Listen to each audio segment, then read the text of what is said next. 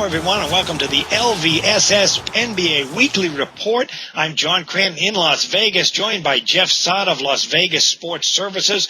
We're going to look at some NBA news, notes, and trends from a betting point of view. Going to take a look at the NBA Eastern Conference. Who are the beasts of the East? Got some trivia for you and some free plays for the NFL on weekend. And Jeff had a terrific week. He only had one losing day in all sports. That included a 4-2 Sunday. You were 3-0 on top plays on Sunday. That included the Patriots, Spurs, and Purdue in college hoops. And then off a 4-1 Thursday, again 2-0 with top plays with Hawaii and New Mexico State. Tell folks how they can get aboard the winning LVSS Express train.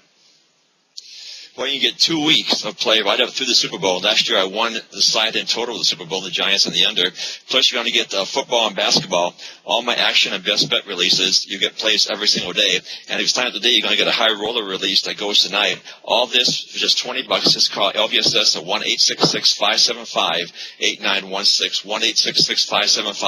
1-866-575-8916. 2 weeks of NBA, college basketball, and also football right up through the Super Bowl. And, of course, I won last year. I was 2-0, Giants in the under. All for just $20. Call 1-866-575-8916. Okay, be sure and take advantage of that. Jeff, let's start with the Eastern Conference. We've kind of looked at the Lakers in the West the last couple of weeks, but in the Eastern Conference, you got the Miami Heat. They're coming off that win, a cross-country trip at the Lakers as an underdog. I know you had that game. You had the total, the under, and it was way under the total as your only NBA release. Well, Miami has been great at home, but kind of a 500 team on the road. Are the defending champs the team to beat in the East or not? I think they are the team to beat. They might have had a little letdown or a hangover from the championship season. Didn't go off to as good a start as people thought they might. But they're coming off. They eked out a 3-3 road trip. Now they have 5 days off, which is very unusual in the NBA, to rejuvenate themselves. And I think right now they're looking pretty good. The one thing about the Heat is they're near the bottom of the league in rebounding. Last year they were 21st and still won the championship. But the defensive quickness more than makes up for it. So that's the only problem. Also, Chris Bosh, they've been trying to moving back and forth between forward and center. He doesn't really want to play center. It might be affecting his game a little bit. Against the Lakers, he has 7 points and 6 rebounds.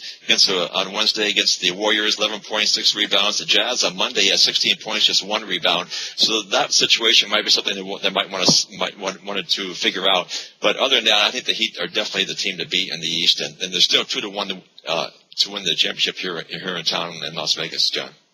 Well, I'll take a look at a couple of possible surprise teams that may be able to sneak up in the second half of the season. One of them will be the Chicago Bulls. I mean, despite their troubles with Derrick Rose not being here, this team is still fourth in the East. They have an exceptional road record, winning 2 out of every 3 road games.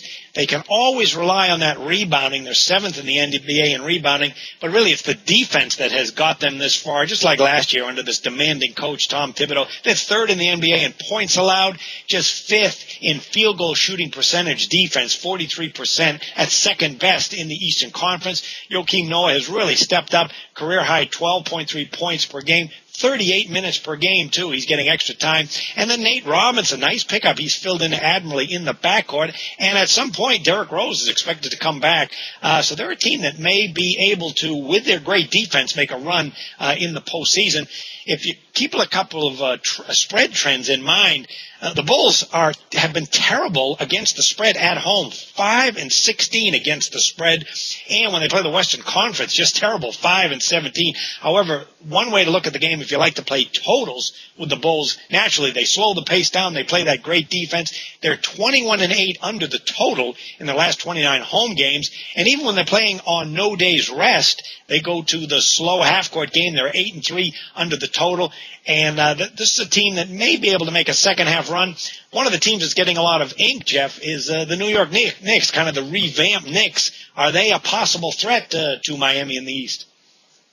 We're definitely a threat. They have the second best record in the Eastern Conference, even though they've had all these problems and injuries. Marty Stoudemire is just coming back now. Shumpert came back on Thursday. Raymond Felton's been out. He'll be back in a couple of weeks. Carmelo, he's had ankle problems. He suspended 1 game, but still they're still playing well. So things look good for the Knicks. Another team that doesn't rebound well. The Knicks are 3rd from last in the league in rebounding.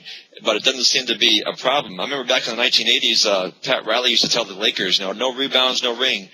That's not true anymore in the NBA. You can get around that now, I guess, mostly with a defense or quickness or whatever. But these days, you don't need to be a top rebounding team, at least stats-wise, to do well. But the Knicks and the Heat are the two top contenders in the East, John. Yeah, and the Celtics, when they won the title in 2008 and then again got to the finals in 2010, were not a great rebounding team. If rebounding is going to make its presence felt in the postseason, I mentioned the Bulls. Another team that may surprise might be Indiana.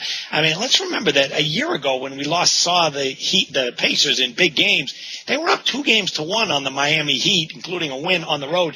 Then they folded. They played soft, got trashed by their general manager who called them soft. It was really an embarrassing 3-game fold in the playoffs. And I got to believe this team, if they have any pride, they're going to have a chip on their shoulder in the playoffs. And it'll be interesting if they play Miami again, if they can grow up from that game and certainly take what their GM certainly take the criticism from the GM to heart and use that as a motivating force. And again, they're very similar to the Bulls, a great rebounding team. It's a type of front court that you wouldn't want to face in the playoffs with Paul George, Roy Hibbert, and David West. They're all averaging over 7 rebounds per game. A couple of the weeks watched, though, they're just not a good shooting team. They have not busted out offensively. 28th in the NBA in scoring and just 42% shooting. Also not a very good free throw shooting team. But I do wonder about their confidence come playoff time and having a chip on their shoulder. Also, keep in mind, like the Bulls, in their home games, they're 9-1-1 under the total. They're not a fired-up offensive team, but they like to slow the pace down. Okay, Jeff, let's take a look at coaches in the NBA. Who might you say would be the worst coach in the NBA? I know Mike D'Antoni has got a lot of flack from him, but would he be on your list? Well, D'Antoni is a good coach as long as he has just the perfect players for his system. He has to have the right players to run that up-tempo offense to make up for any defensive deficiencies, and he hasn't had that since he's been with the Phoenix Suns. Right now, I would say the worst coach, and I know most people don't agree with this, but I would say Doug Collins. He's in his 3rd year with the Sixers. They're 16-23. Their offense is terrible. They're an awful road team. He's been a head coach in the NBA for 10 years. 3 of those were with the Bulls when he had Michael Jordan. He's only made the conference finals once. So I know he's a smart guy. He was a good analyst in the TV booth, but his teams just don't seem to get any better. And I just think he's overrated. And I would say right now, Doug Collins, if I had to pick a coach, the worst coach is when you compare the talent of the teams. You know, when you compare that part of the situation, I would say Doug Collins. Interesting. Okay, let's take a look at keep some trends, some spread trends that you might want to look at over the next week. Sacramento Kings, for instance, when they are playing on no days rest, this team hasn't had any kind of depth. They are 3-9 against the spread on no days rest, and they're all about offense and no defense. 21-8 over the total run overall. The San Antonio Spurs, when they play the Eastern Conference, an astonishing 42-19-4 against the spread. Although, keep in mind, their last 9 road games, just 2-7 ATS. And when the San Antonio Spurs are playing the second of a back-to-back game, not much defense, 10-4-1 over the total. And then the Memphis Grizzlies, when they're playing on no days rest, they're actually very good with their depth and their defense, 37-18-1 against the spread. And the Grizzlies are the ultimate defensive / slowdown team. When the Memphis Grizzlies go on the road, they rely on that defense. And keep in mind, they're 36-17-1 under the total on the road. Also, over the next week, a couple of teams that are going to be on road trips. Phoenix Suns, 7-10 away after starting this week and next week. San Antonio Spurs, a brutal stretch, playing 12-18 on the road. And the Golden State Warriors, 6-8 away. Okay, Jeff, we have the NFL playoffs coming up, and I know you have a free pick on the total on one of these games. What do you got? I'm taking the over on the 49ers-Falcons game. You know, last week the Falcons played the Seahawks, looked like a dead under for a while. Then in the fourth quarter, the Falcons had a meltdown, and they won the game and went over. This week they face Colin Kaepernick. Since Kaepernick's been the start of the Niners have averaged 26.3 points per game. The Falcons defense could have trouble against a mobile quarterback. They always have trouble against Cam Newton. And Matt Ryan, of course, he's always capable of big plays in that Falcons offense. So I'll take the Niners and Falcons to go over the total for your free play this weekend. Okay, and you were mentioned, I got a free play on a prop. You mentioned the Doug Collins and how underachieving they've been. I just noticed that when the 76ers play a team with a losing record, they are 1-6 against the spread, so they're very difficult for covers. If you're looking for a prop bet on Sunday, you're going to take a look at Colin Kaepernick, the 49er quarterback.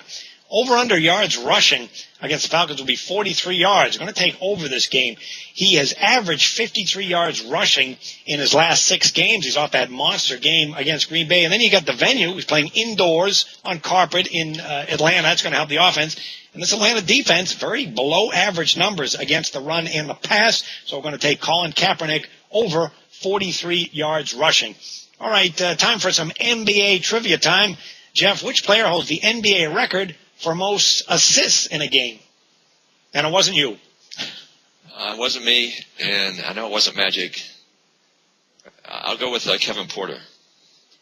He was second. Very good. It wasn't Magic. No, he's not even on the top 3 list. Scott Skiles, he had 30 in a game that was December of 1990, and the final score of the game is a rather remarkable 155-116. I can reach back in my memory for when the NBA actually did have teams that could score that high.